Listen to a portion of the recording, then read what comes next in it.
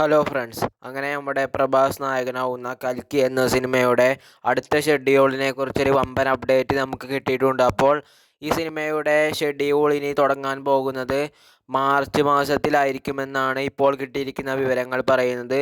അപ്പോൾ പ്രഭാസ് മാർച്ച് 16-ാം തീയതി ആയിരിക്കും കൽക്കി 2 എന്ന സിനിമയിൽ ജോയിൻ ചെയ്യാൻ പോകുന്നത്. നാഗാർജുനൻ്റെ സംവിധാനത്തിൽ 2028 തന്നെ ആയിരിക്കും ഈ സിനിമയുടെ റിലീസ് എന്നാണ് തോന്നുന്നത്. 2027 എന്തായാലും വരാൻ സാധ്യത കുറവാണ്. എന്നാലും ചിലപ്പോൾ വരാനും സാധ്യതയുണ്ട്. കൂടുതൽ സാധ്യത 2028 അപ്പോൾ പ്രഭാസ് നായകനാവുന്ന ഈ സിനിമ ഒരു വമ്പൻ ക്യാൻവാസിൽ തന്നെയാണ് ഒരുങ്ങുന്നത്. കൽക്കി 2898 AD എന്ന സിനിമേനേക്കാളും വമ്പൻ ഹൈപ്പിലും നല്ല റിലീസിലും ആയിരിക്കും ഈ സിനിമ തിയേറ്ററുകളിൽ എത്താൻ പോകുന്നതും. അപ്പോൾ ഈ സിനിമയുടെ നെക്സ്റ്റ് ഷെഡ്യൂൾ തുടങ്ങാൻ പോകുന്നത് മാർച്ച് 16-ാം തീയതി ആയിരിക്കും.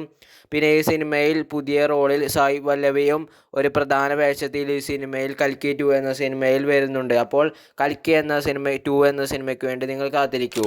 അടുത്തത് നമ്മുടെ ജയസൂര്യ നായകനാവും നാട് 3 എന്ന സിനിമയെ കുറിച്ചുള്ളൊരു അപ്ഡേറ്റ് ആണ്.